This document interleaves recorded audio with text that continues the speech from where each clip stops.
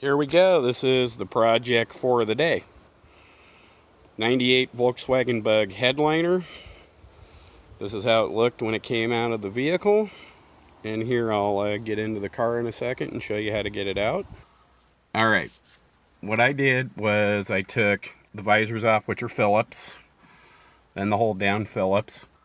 The mirror, grab it, it comes right down. Then on this side, same thing. Phillips holds the visor on and the holder. Pop the plastics down like this.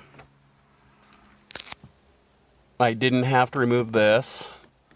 I pop these down, this piece and that piece, and I went out the back. All in all, it took me maybe 15 minutes and I got it out. We're going to try doing a black felt, spray glue into it to see how it turns out.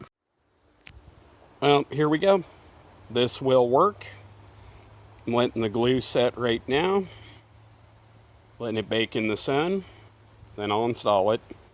Looks a lot better than what I started with, but when you're on a budget, gotta do what you gotta do. This looks 100% better.